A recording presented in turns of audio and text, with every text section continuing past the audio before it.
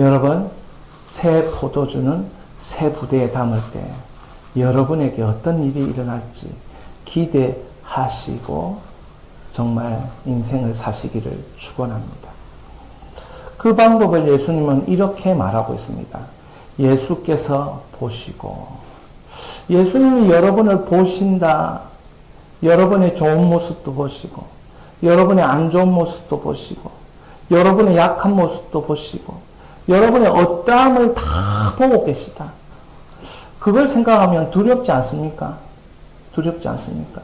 그렇지만 보고 계십니다.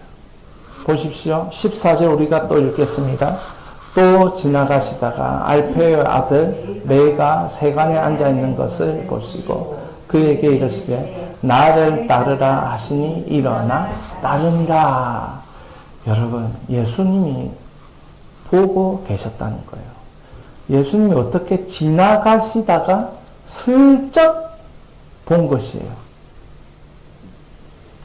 지나가다가 한 사람을 본 것이 슬쩍 본 것 같기도 하고 유심히 본 것 같기도 하고 하여튼 예수님의 눈안에 들어왔다는 거죠. 여러분, 예수님 눈안에 들어오시는 여러분 되시기를 축원합니다.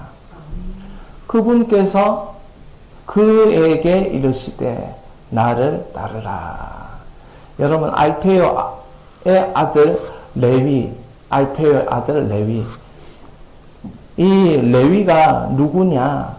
레위는 누가복음의 5장 27절에 이렇게 얘기하고 있습니다. 그 후에 예수께서 나가사 레위라 하는 세리가 세관에 앉아있는 것을 보시고, 마태복음 9장 9절에 이렇게 얘기해요. 예수께서 그곳을 떠나 지나가시다가 마태라 하는 사람이 세관에 앉아있는 것을 보시고, 그러니까 이 레위라는 사람은 누구냐면 마태복음의 저자 마태입니다.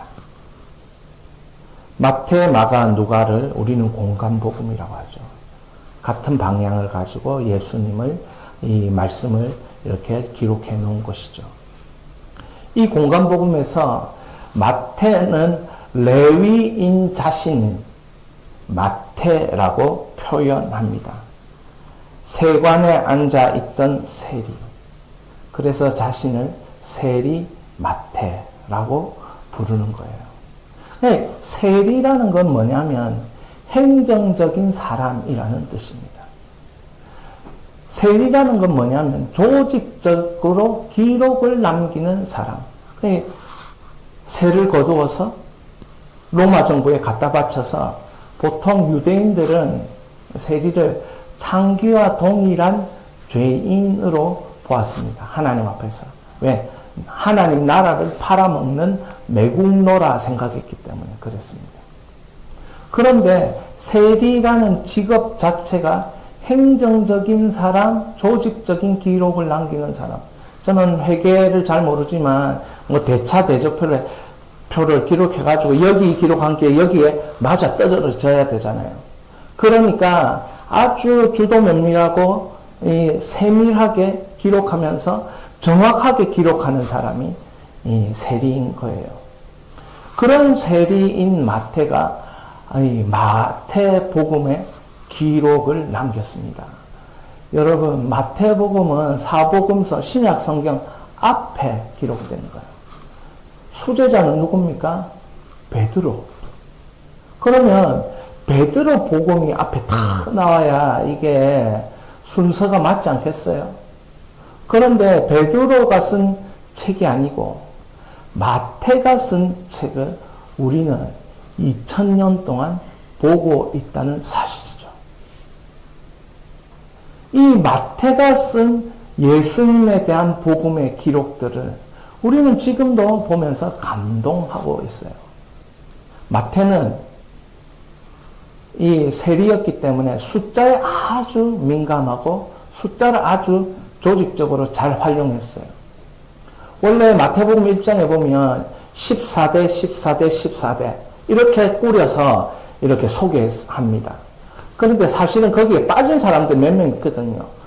그렇지만 유대인들이 딱 보았을 때 14대, 14대, 14대 이래서 기억하기 좋도록 그러니까 이 마태는 자기의 직업이 하늘 보좌를 위해서 쓰임 받도록 예비된 사람이에요. 주님이 무엇을 보셨을 것 같습니까? 지나가시다가 그 세리인 창기와 같은 그런 사람 마태를 본 것입니까? 아니라는 거예요. 부족하고 결핍이 많은 그 마태를 본 것이 아니고 하나님의 보좌를 기록할 사람 마태를 확인한 것이에요. 할렐루야. 이 마태는 세리였기 때문에 경제적인 용어에도 탁월했어요. 달란트, 데나리온, 아사리온, 고드란트 이런 단어들이, 고드란트는 사실은 홀이라는 그 단어로 가장 작은 단위를 나타내는 홀이라는 단어로 원문에는 나와 있고 개정에는 고드란트라는 말이 없고 홀이라는 단어로 기록되었어요.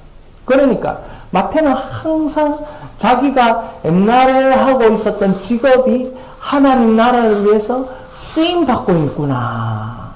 이걸 오늘도 2000년 동안 메시지로 우리에게 말해주고 있어요. 왜요? 하나님이 그런 분이란 걸 만났기 때문에 그래요. 다른 사람 다 어부였어요. 근데 마태는 세리였어요. 하나님이 이런 사람을 쓰셨다는 거죠. 근데 60회가량 구약 성경을 인용합니다. 왜 인용하냐면 유대인의 왕으로 오신 분이 예수 그리스도다.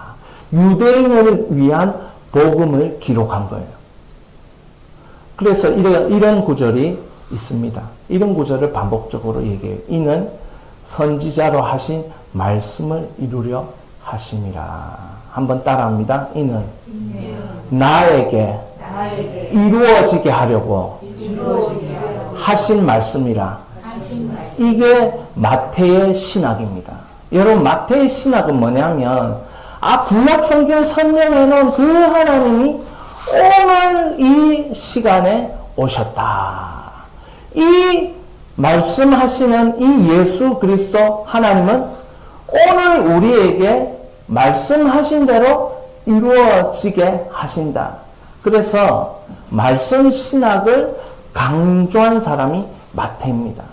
마태를 통해서 우리는 우리에게 하나님 말씀이 이루어진다는 확신과 믿음을 가지게 되는 것입니다. 할렐루야. 놀랍지 않습니까? 사랑하는 여러분, 참으로 하나님은 놀라우신 분입니다. 그냥 구원하는 게 아닙니다. 그냥 구원받은 사람은 한 사람도 없습니다. 그냥 구원받은 사람 한 사람도 없습니다. 다 이유가 있고, 다 하나님의 목적이 있고, 다 하나님의 영광을 위해서 구원받은 것입니다.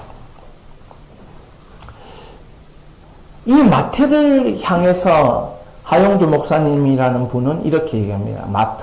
마태는 과거의 낡은 장부를 덮고 예수라는 새로운 생명을 기록하기 시작했다. 이렇게 얘기합니다. 이렇게 말합니다. 스펄전의 이 목사님은 마태는 금화를 세던 손으로 영혼을 구원하는 복음을 기록하게 되었다. 우리가 한번 읽어볼까요? 스펄전 목사님 걸 함께 읽겠습니다. 마태는 금화를 세던 손으로 영혼을 구원하는 복음을 기록하게 되었다. 아멘. 금화 좀 셌으면 좋겠습니다. 그죠? 금화 많이 세시길 바랍니다. 그 손이 여러분 구원하는 복음을 기록하는 손으로 다시 한번 사용하십니다. 이게 예수께서 보시고 옵니다. 할렐루야. 예수님이 여러분 보셨다면, 여러분이 그런 믿음이 있다면, 여러분은 이런 경이로운 인생이 될 줄 믿으시기 바랍니다. 왜 예수께서 죄인과 세리들과 함께 식사를 하고 있는가? 저는 이 본문 보면서 이런 질문 서기관과 바리새인처럼 생겼거든요.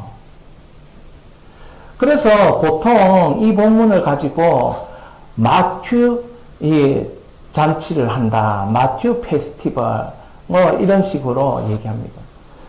마태가 잔치집을 열었다. 이 본문에 나오는 이 성경이 이것인데 한 16절, 17절 함께 읽겠습니다. 바리새인의 서기관들이 예수께서 죄인 및 세리들과 함께 잡수시는 것을 보시고 그의 제자들에게 이르시되 어찌하여 세리 및 죄인들과 함께 먹는가? 예수께서 들으시고 그들에게 이르시되 건강한 자에게는 의사가 쓸데없고 병든 자에게라 쓸데있느니라. 나는 의인을 부르러 온 것이 아니로 죄인을 부르러 왔노라 하시니라. 오고 오는 세대에 가장 유명한 성경 구절이 여기에 있어요. 예수님은 왜 오셨다고요? 건강한 자를 위해서 오시지 않았어요. 병든 자를 위해서 오신 분이에요. 예수님은 의인을 위해서 오신 분이 아니고 죄인을 위해서 오신 분이에요. 사랑하는 여러분, 자기의 실존과 만난 사람만이 예수를 찾습니다. 내 실존이 죄인이구나 깨닫는 사람은 예수를 찾습니다. 내 실존이 병든 자이구나 깨닫는 사람만이 예수를 찾습니다. 예수님을 만나지 못하는 이유는 나의 실존을 아직 깨닫지 못했기 때문에 그렇습니다. 내가 죄인이고 병든 자임을 깨닫지 못했기 때문에 예수님이 만나지 못한 것이에요. 사랑하는 여러분, 예수님을 만날 수 있기를 바랍니다. 이 예수님을 만나면 여러분의 인생에 놀라운 하나님의 일이 일어납니다. 가버나움에서 세리로 부름받기 전에 레위는 어떤 사람이었습니까? 손가락질 받는 사람이었습니다. 세리라는 직업은 안정적인 직업이었어요. 세리라는 직업은 뭔가 많이 가진 직업이었어요. 세리라는 직업은 당시 로마에 붙어서 누릴 것은 누리는, 마치 우리나라의 일제 36년 일제의 앞잡이가 되면 그 대한민국에서 그 조선에서 누릴 수 있는 권력이 있듯이 그 권력을 안정적으로 누리는 사람이었어요. 부름받기 전에는. 그 나름대로 괜찮은 삶이었지요. 그렇지만 그 실존은 예수님을 딱 보는 순간 자신이 죄인이라는 것을 깨달았습니다. 예수님이 나를 따르라 이 말을 하는 순간 결정적인 인생의 전환점을 경험하게 되었습니다. 마태의 즉각적인 순종은 잔치집의 주인공이 되는 것이었습니다. 여러분, 마태의 즉각적인 순종이 잔치집의 주인공으로 쓰임받도록 했다는 거죠. 성경에 여러분, 신약 복음의 신약 성경에 제일 처음에 기록되는 그 특권을 마태가 누렸다는 거예요. 마태가 잔치집의 주인공이 된 거예요. 이 훈련의 시기를 충분히 거친 마태는 오순절 성령을 경험한 이후에 복음을 기록하는 저술가로 그 삶을 바뀌었던 것이에요. 할렐루야. 사랑하는 여러분, 여러분이 가지고 있는 모든 것이 하나님 앞에 쓰임 받을 수 있다는 사실입니다. 그것을 깨달은 사람이 새 부대가 준비된 사람이에요. 창세기 2장 7절입니다. 함께 읽겠습니다. 여호와 하나님이 땅의 흙으로 사람을 지으시고 생기를 코에 불어넣으시니 생명이 됩니다. 디모데후서 모든 성경은 하나님 감동으로 된 것으로 교훈과 책망과 바르게 함과 의로 교육하기에 유익하니 이는 하나님이 사람으로 온전하게 하며 모든 선한 일을 행한 능력을 갖추게 하려 함이라. 여러분, 결핍이 있는 하나님의 백성들을 하나님이 변화시킬 때에 어떻게 변화시키느냐, 그것이 오늘 마태를 살린 거예요. 그 하나님의 형상이 회복될 때 그 사람은 살게 되는 것입니다. 예수님이 나를 따르라 라는 그 한마디는 생기죠, 생기. 성경은 하나님의 생기가 사람 속에 들어왔다라고 표현합니다. 그래서 하나님의 형상, 창세기 2장 7절 때문에 인간의 존엄성이 생긴 거예요. 인간은 동물과 다르다. 왜 다르냐? 하나님의 생기가 들어간 존재가 유일하게 사람이다. 인간은, 동물은 하나님의 생기로 지은 것이 아니고 그냥 지어진 거예요. 그러나 유일하게 사람만은 하나님이 그 코에 생기를 불어넣어가지고 창조하신 거예요. 그런데 이 생기라는 단어가 신약 성경에 사도 바울은 하나님의 감동이라는 똑같은 단어를 사용합니다. 그러니까 이게 무슨 말이냐면 하나님의 생기는 오늘도 존재하는데 그 생기를 받은 사람은 누구냐?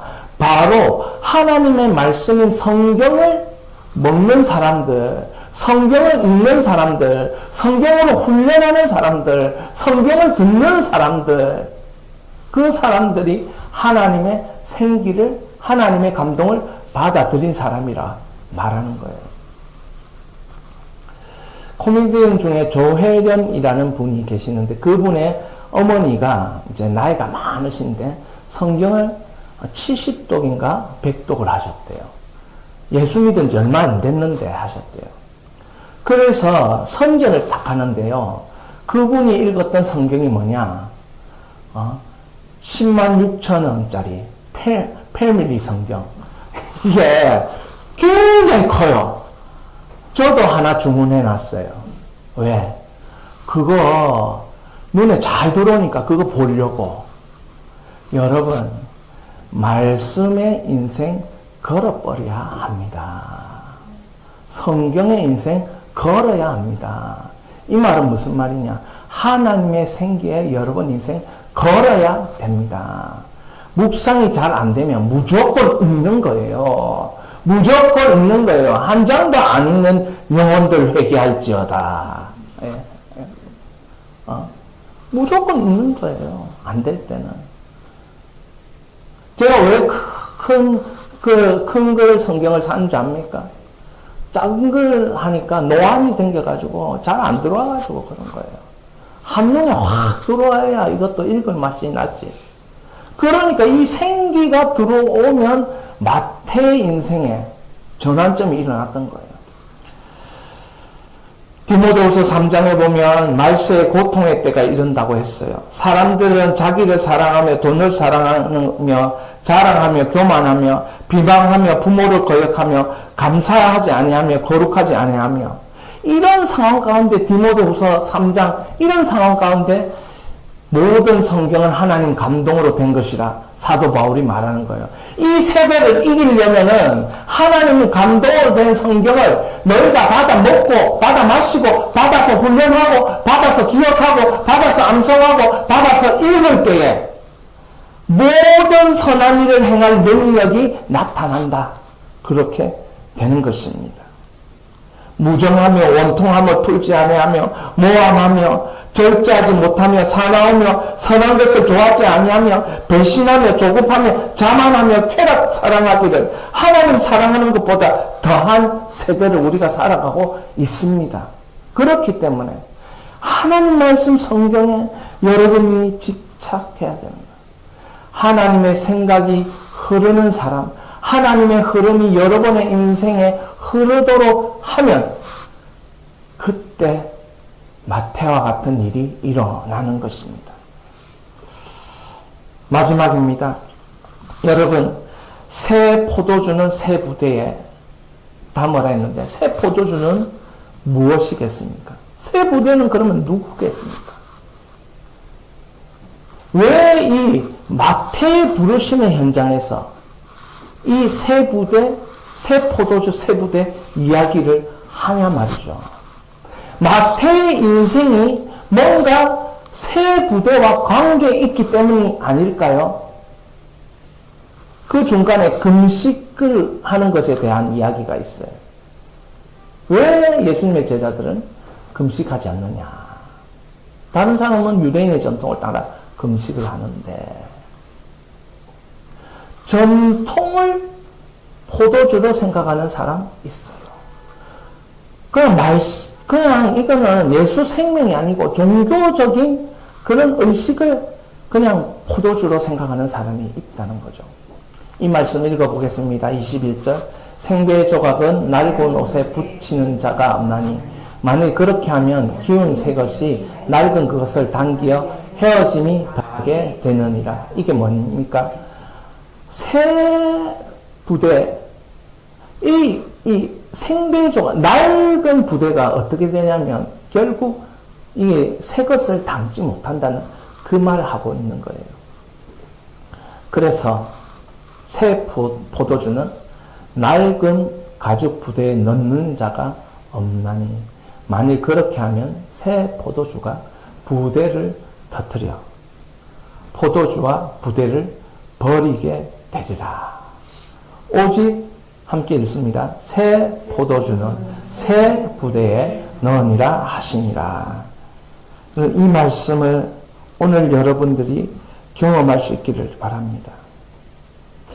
마태의 이야기를 하면서 이 비유를 예수님이 하신 이유는 인생이라는 것이 새 부대가 되어야 함을 알려주고 있는 것입니다. 새 포도주는 예수님이신 것입니다. 새 포도주는 예수님이고 새 부대는 우리의 인생입니다. 마태의 인생 여정을 자세히 살펴보면 마태는 새 부대의 인생으로 바뀌었다는 거죠. 그것을 증명해 주는 것이 마태의 이야기입니다. 사랑하는 여러분, 오늘 우리 예수님은 낡은 부대를 찢고 나오라. 셀이라는 그 안정적인 그 무엇, 많이 가진 그 무엇, 그것이 예수 생명을 담기에는 조금도 유익하지 않더라. 그래서 그것을 찢어버리고 나오는 것이 마태가 해야 될 일이었습니다. 새 포도주인 예수님을 담을 수 있는 것이었습니다. 여러분은 낡은 부대를 찢고 나왔습니까? 지금 예수를 믿는 것 같으니, 교회 다니는 것 같으니, 여러분 낡은 부대를 찢었다고 생각하십니까? 제가 앞전에 말씀드린 것처럼 영적 예배라고 말씀드릴 때에 앉아서 예배 드리는데 영적 예배가 아닐 수 있고 서서 말씀 전하는데 영적 예배가 아닐 수 있다는 이 실존에 대한 자각을 한 자만이 자기가 정말 하나님의 백성이에요. 그러니 나는 하나님 앞에서 제대로 한번 살아보겠다. 사랑하는 여러분, 제 삶 가운데 조그마한 야화가 있는데요. 저보고 도와달라는 사람들이 이제 한두 사람씩 있을 때가 있었어요. 근데 저는 청년들과 사역을 좀 했으니까 청년들이 그럴 때가 있었는데, 청년들은 찾아와서 도와달라고 소리 안 합니다. 왜냐하면 부끄러워서 그런 말 못해요. 그래서 이제 한 번씩 도와주고 이럴 때는 그 청년들이 어떤 상태인지 아니까 그렇게 하는 거죠. 근데 대놓고 도와달라는 청년들이 가끔씩 사무실로 찾아옵니다. 그런 애들 제가 보면 안 도와줄 수 없잖아요. 아는데 도와주죠. 그리고 다른 타 지역으로 갔어요. 타 지역 가면 그 지역에서도 전화가 옵니다. 도와달라고. 그러면 제가 안 도와줄 수가 없죠. 저와 관계. 그래서 도와주고 이러다가 어느 날 제 통장 잔고에 1,000원이 다 남았어요. 근데 전화가 온 거예요. 세상에 1,000원만 도와달라. 이러면서 전화가 온 거예요. 세상에 그런 전화를 받아본 적이 있습니까, 여러분? 기가 막히죠. 통장에 창고 1,000원 나왔는데 1,000원만 도와달라. 안 도와줄 수 있습니까? 하나님 앞에 제가 그렇게 기도합니다. 제 기도 방법은 간단해요. 무릎을 쓸어내리면서 살려주세요. 살려주세요. 이게 내 기도 방법이에요. 여러분, 초라하죠? 근데 하나님 앞에서는 그게 새 부대가 되는 방법 중에 하나예요. 하나님 완전히 날 다 깨부시고, 그 지점이 언제였냐면 2023년도 암이 찾아오기 전에 2023, 24년도 그런 그 지점입니다. 그때 하나님 앞에 어떤 기도가 드렸냐? 하나님, 저를 완전히 깨부셔서라도 하나님 사람 좀 만들어주세요. 그렇게 기도합니다. 일선 기도하던 중에. 그렇게 기도하고 암이 찾아와 놓으니까, 와, 어떤 생각이, 진짜 깨부수려고 하시는가 보다. 이런 생각이 저에게 든 거예요. 여러분, 그 순간에 낡은 부대를 찢어버리고 나왔던 마태가 생각이 난 것이에요. 할렐루야. 우리에게도 그런 순간이 찾아올 때에 여러분 두려워하지 마시고 마태처럼 예수님을 따르시기를 바랍니다. 새로운 삶의 방식을 선택한 마태가 되시기를 바랍니다. 새 포도주는 변함없이 예수님이에요. 그럼 그 예수님을 내 인생 가운데 어떻게 담을 것인가? 마태의 인생은 세리로서 돈을 기록하는 손이었는데 그 손을 뭘 기록하는 손으로? 영혼을 위해서 복음을 기록하는, 오고 오는 세대에서 그 복음을 읽을 수 있는 그 기록자로 그 손을 사용하셨다는 것이에요. 사랑하는 여러분, 마태의 인생은 우리에게 이렇게 묻습니다. 당신은 낡은 부대에 머물러 있습니까? 아니면 복음이라는 새 포도주를 담기 위해 자신을 새 부대로 바꾸어 가고 있습니까? 이렇게 묻는 것입니다. 사랑하는 여러분, 개척이라는 것은 힘든 일이고 인생 또한 힘든 것이에요. 쉬운 게 세상에는 아무것도 없어요. 대학생은 대학생이라서 힘들고, 부모는 부모라서 힘들고, 직장인은 직장인이라서 힘들고, 돈이 따박따박 들어오는 월급쟁이는 월급쟁이라서 힘들고, 다 그렇게 모든 인간은 대등소유하게 고통을 다 겪고 있는 거예요. 그 고통에서 벗어날 길이 없는 것처럼 보여요. 그러나 새 포도주인 예수님을 내가 새 부대인 인생으로 담게 되면 그 고통은 잔치집이 되는 줄 믿으시기 바랍니다. 이 실제를 믿기 때문에 개척도 하고, 이 실제를 믿기 때문에 믿음으로 뚜벅뚜벅 걸어가는 것이고, 이 실제를 믿기 때문에 오늘의 고난도 내일을 하나님이 달리 사용하신다는 눈이 열리는 것입니다. 그렇지 않습니까? 이 실제를 믿기 때문에. 모든 사람이 다 고통만 당하고 있다면 예수를 왜 믿겠어요? 성경에 있는 선지자들이 된 것처럼 예수가 그렇게 되었다면, 그리고 그 말씀이 나와 정확하게 이루어지는 그 대비가 일어난다면 안 믿을 이유가 없죠. 그 실제를 믿기 때문에 예수를 믿는 것이고, 어려운 길을 걸어가는 것이고, 그 실제를 믿기 때문에 지금 오는 고난도 두려움 없이 맞이하는 것 아닙니까? 할렐루야. 아브라함은 쉬웠습니까? 제가 찬양을 한 곡 하려고 하는데요.